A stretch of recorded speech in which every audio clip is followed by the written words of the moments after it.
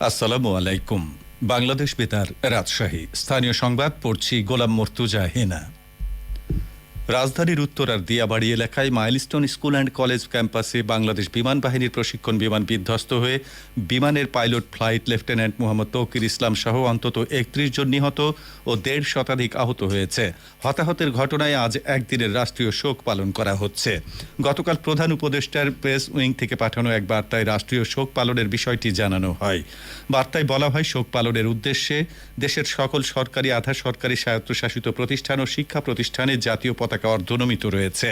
পাশাপাশি সকল সরকারি, বেসরকারি ভবন ও বিদেশে বাংলাদেশি মিশনেও জাতীয় পতাকা অর্ধনমিত রয়েছে। এছাড়া আহত ও নিহতদের জন্য দেশের সকল ধর্মীয় উপাসনালয়ে বিশেষ প্রার্থনার আয়োজন করা হয়েছে। এদিকে উত্তরায় মর্মান্তিক বিমান দুর্ঘটনায় আহত রোগীদের সরকারি হাসপাতাল ছাড়াও সকল বেসরকারি হাসপাতালে সম্পূর্ণ বিনামূল্যে চিকিৎসা প্রদান করার জন্য স্বাস্থ্য ও পরিবার কল্যাণ মন্ত্রণালয় থেকে নির্দেশনা দেওয়া হয়েছে। গতকাল এক প্রেস বিজ্ঞপ্তিতে উপদেষ্টা নূরজাহান বেগম এ নির্দেশনা প্রদান করেন। যে কোনো ধরনের অপারগতায় রোগীকে জাতীয় বার্ন ইনস্টিটিউট অথবা ঢাকা মেডিকেল কলেজ হাসপাতালে প্রেরণ করার জন্যও পরামর্শ দেওয়া হয়েছে। সিরাজগঞ্জে পানি উন্নয়ন বোর্ডের তত্ত্বাবধানে কাজীপুর উপজেলার যমুনা নদীর ভয়াবহ ভাঙন রোধে ৫৫৪ কোটি টাকা ব্যয়ে খুদবান্দি থেকে বাউইখোলা পর্যন্ত ৪৮ মিটার যমুনা ডান তীর সংরক্ষণ প্রকল্পের কাজ শেষ করা হয়েছে। এ প্রকল্প বাস্তবায়নে এলাকার জনমনে স্বস্তি ফিরে এসেছে।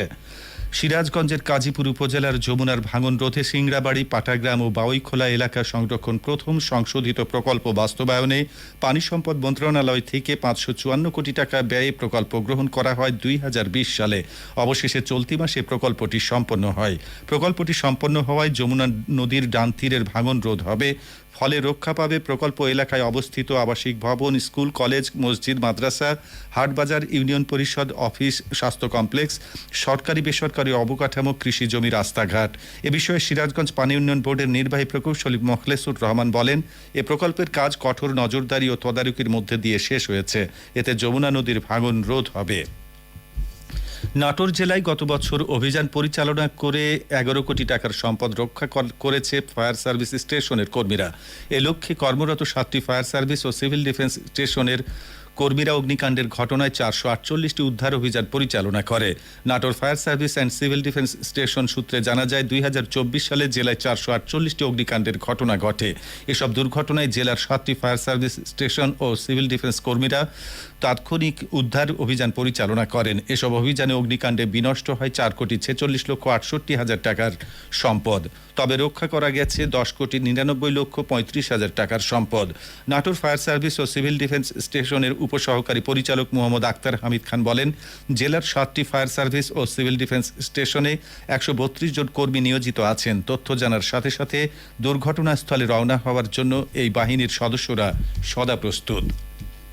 ৪৬তম বিসিএস পরীক্ষার আবশ্যিক বিষয়ের লিখিত পরীক্ষা আগামী ২৪শে জুলাই থেকে ৩রা আগস্ট এবং সংশ্লিষ্ট বিষয়ের লিখিত পরীক্ষা আগামী ১১ই আগস্ট থেকে ২১শে আগস্ট পর্যন্ত রাজশাহী মহানগরীর বিভিন্ন কেন্দ্রে অনুষ্ঠিত হবে। পরীক্ষা চলাকালে আইন শৃঙ্খলা রক্ষায় রাজশাহী মেট্রোপলিটন পুলিশ কিছু নিষেধাজ্ঞা আরোপ করেছে। বিজ্ঞপ্তিতে বলা হয়, পরীক্ষা চলাকালীন রাজশাহী মেট্রোপলিটন পুলিশ আইনে অর্পিত ক্ষমতা বলে পরীক্ষা কেন্দ্রের চারপাশে ২০০ গজের মধ্যে সকল প্রকার মিছিল, মিটিং, সমাবেশ, বিক্ষোভ প্রদর্শন, মাইকিং, বিস্ফোরক দ্রব্য ও অস্ত্রশস্ত্র বহন এবং ৪ জনের অধিক লোকজন একত্রে চলাচল নিষিদ্ধ। বিজ্ঞপ্তিতে আরও বলা হয়, পরীক্ষা গ্রহণের দিনগুলোতে পরীক্ষা গ্রহণ শেষ না হওয়া পর্যন্ত পরীক্ষা কেন্দ্র কিংবা ভেন্যুর নিকটবর্তী ফটোকপির দোকানসমূহ বন্ধ রাখতে হবে। আইন অমান্যকারীদের বিরুদ্ধে যথাযথ আইনানুগ ব্যবস্থা গ্রহণ করা হবে। পাবনার চাটমোহর উপজেলায় সোনালী আঁশ পাট কাটায় ধুম পড়েছে। কৃষকরা পাট কাটা ও জাগ দিতে ব্যস্ত সময় পার করছেন।